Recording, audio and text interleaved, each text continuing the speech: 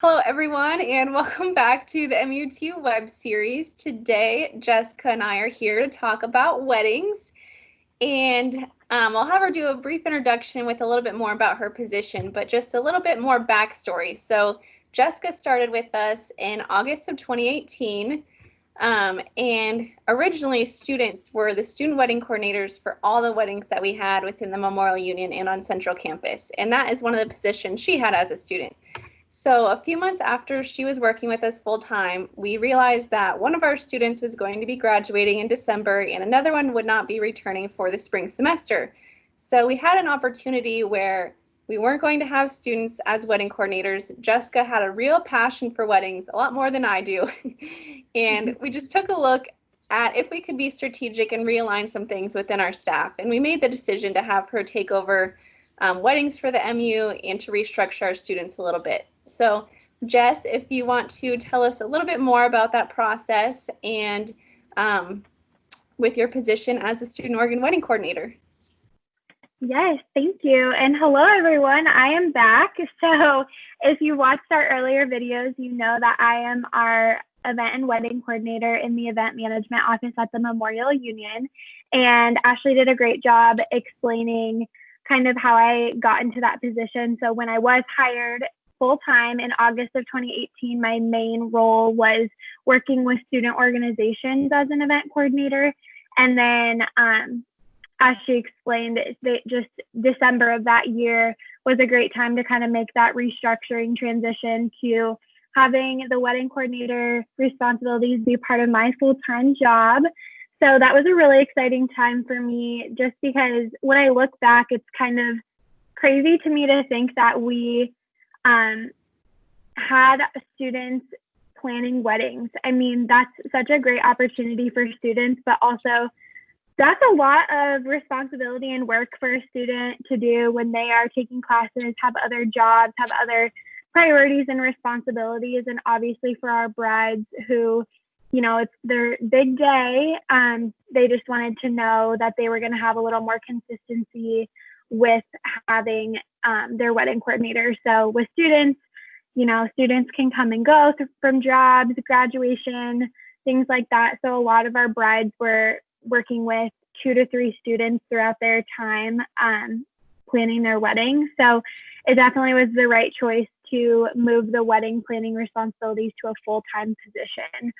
So what I do as the wedding coordinator, it's kind of a wide variety of things. So as a student wedding coordinator, and kind of what I started doing when I first took over full-time was just essentially a day of coordinator and then a little bit of like a venue coordinator.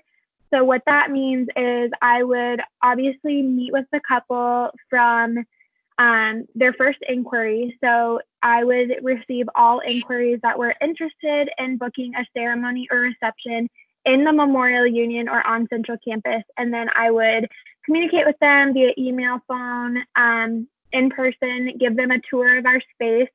And then once they booked, I would create a contract for them, go through that process, get the signed contract, and add all of their rooms and times and reservations into our booking system.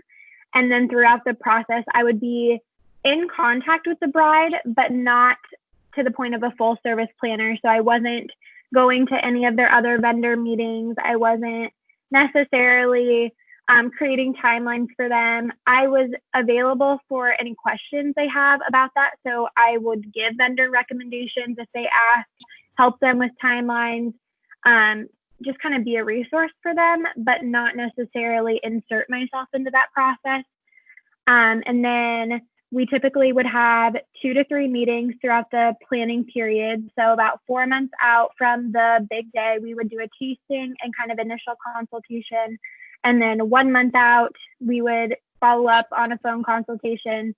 10 days out, do kind of just final numbers, make sure everything was good to go. And then I would be there day of from, 8 a.m. when they're setting up to 8 or 9 o'clock after dinner.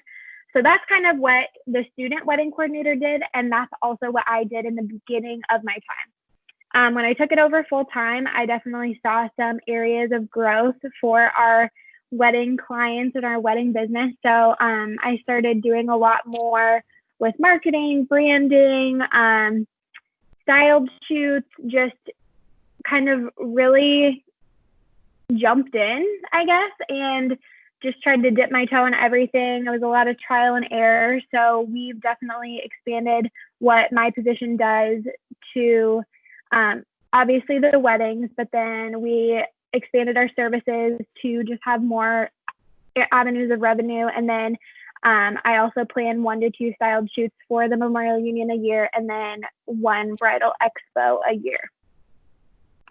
Yeah, you've definitely added a lot to your plate. So we are excited that you have such a passion for weddings and bringing all those new initiatives to the MU. You talked a little bit about taking over the social media platforms for MU weddings. Can you tell us about the process of building a brand and active social media for the MU weddings accounts? Yes, so that was something that I was really excited about, but honestly, it was a lot of work to really build up our social media platforms. So right before I took over weddings, the previous student wedding coordinators created an Instagram page for MU weddings, and that was the first time we had any social media specific to Memorial Union weddings. So the Memorial Union had a Facebook page, an Instagram page, and they would occasionally post something about weddings, but we decided that weddings are such a unique event and need more marketing.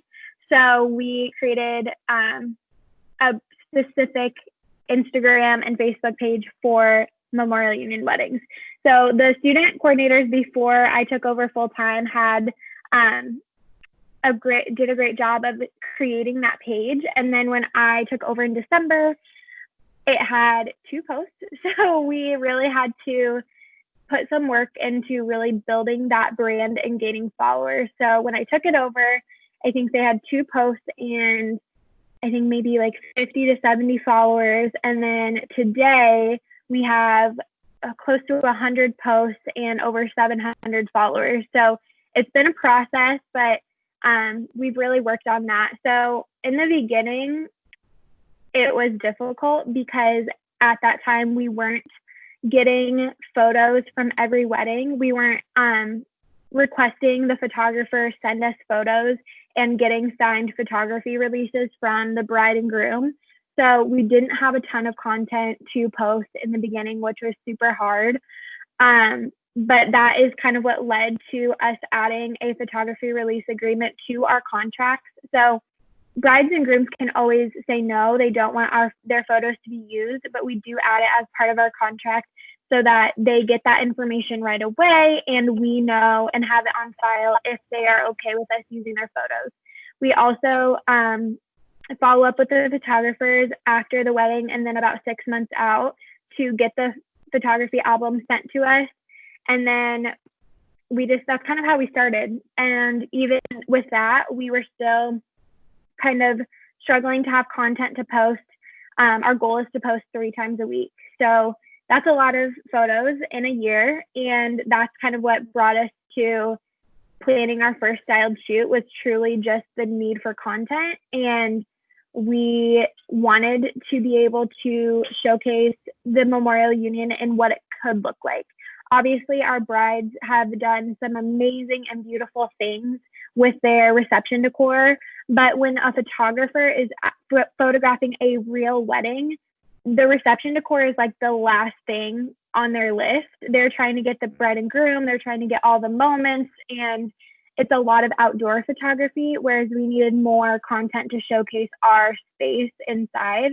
I truly have always thought that the Memorial Union is gorgeous and it sells itself once you get people inside. So I think just kind of changing people's idea about the Memorial Union, because I think kind of the perception when I took over Memorial Union weddings was like, oh, it's a university wedding. It's got to be yellow and gold. It's got to be cardinal and gold. It's got to be Iowa State themed. And we definitely just wanted to move away from that perception that you had to have an Iowa State themed wedding or you had to be an Iowa State alum. So I think having our first styled shoot really gave us the opportunity to showcase that. And it's kind of just blown up from there. Our first styled shoot gave us the opportunity to collaborate with a lot of vendors, and that just kind of started to gain traction with followers. We've done a couple of giveaways, and then we've had another styled shoot since that. Every time we do any type of collaborative event, we see a huge jump in followers. So that's kind of a nutshell of how we've built the social media. But I mean, we're always learning, we're always working. I would say it's such a bonus to have a student employee that works on our social media, our special events assistant, who we will talk about in a later episode and get to meet her in a later episode. But having that younger student experience with social media has been so beneficial. Yeah, so with gathering all that content and posting it to all these social media platforms, can you talk about what marketing tools you utilize and find to be the most successful for Memorial Union weddings? Yes. So when I took over in 2018, we were not doing any type of paid marketing. So we had the free version of the Knot vendor account and Wedding Wire vendor account. And like I had mentioned, we had just created the Instagram, but we weren't doing any type of paid advertisement. And we really weren't utilizing our resources as much as we could have been. But at that time, we didn't really need to, because we truly had a full business built on word of mouth, and we were booked nearly every summer. Then we started to notice that bookings were going down a little bit. And I think that is kind of the new age of technology. I know myself, I'm 23, going to be 24 years old, and I don't eat at a restaurant that doesn't have a website and doesn't have reviews. I don't go to places that I can't find on the web and find reviews for. I just am very review based. And I think that's definitely a trend we're going towards with like millennials and Gen Z. You got to have reviews. So that's when we kind of reevaluated our online presence, and we started doing paid subscriptions to the Knot and Wedding Wire just to make us more visible. And we really updated those platforms, and then reached out to all of our old brides within the last 2 to 3 years and requested reviews from them. So that was, I mean, not everybody gave us a review, but that was a huge part of what we did to build our kind of online marketing tools. And now it's just a part of our routine. So a wedding ends, we send a review request the very next Monday. So it's just kind of something we've put into our process to make sure that we're getting those photos back, we're getting reviews, and then we're updating our online platforms to make sure that they're current and not just sitting with old information, old photos that make us look dated. Then obviously Instagram, we have grown a lot on Instagram. I think it's a good way to target kind of that millennial Gen Z age. But then we also realize that there are still people in their 30s, 40s, 50s, any age can get married. So we are also active on Facebook for some of our older couples and parents that are maybe helping out looking for venues and vendors. So we're on Facebook, and I think sometimes Facebook is a little easier to search versus Instagram. So we try to stay active on both of those.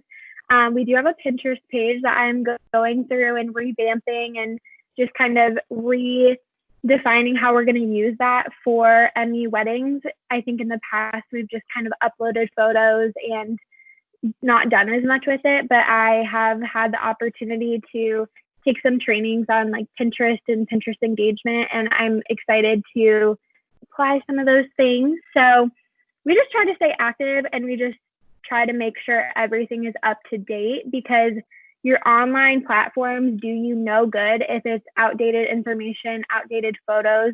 So just that's my number one piece of advice, I guess, is keeping all of your platforms up to date.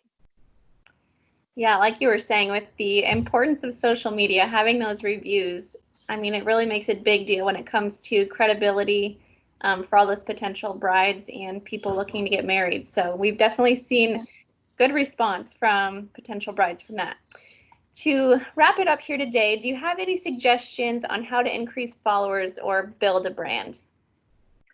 Yes. So I will say that it is difficult. And I think for me, it's been difficult with Memorial Union weddings, just being realistic that someday I probably won't be in this position. So I wanted to make sure that we built a brand that someone else can jump in and take over. And it's not going to be directly tied to Jessica is the brand, because that's not how it is. Memorial Union Weddings had a very long, credible history before I started working here. And was just one of the first steps of kind of creating that brand online. So making sure the brand is authentic and true to the business, I think that's been really important for us. It's definitely hard because you see kind of on social media the idealistic vendors and everything's perfect, but just being authentic, being true with the photos of your space. And then, like I kind of mentioned and alluded to before, every collaborative activity we've done with other vendors and other people in the industry has done nothing but benefit us. I think creating those relationships, having photographers and vendors coming into our space, and yes, they're meeting me, but they're also seeing that this space is really cool and it has a very different feel than a lot of venues. I think the Memorial Union is 100% unique. So getting vendors that are falling in love with your space is going to help you when they're kind of recommending you to brides that they're meeting, or just kind of being that person in your corner and sharing your content and just helping build your business as well. So those are my two little tidbits of advice to end on. And I think just being active and being authentic goes a long way with social media.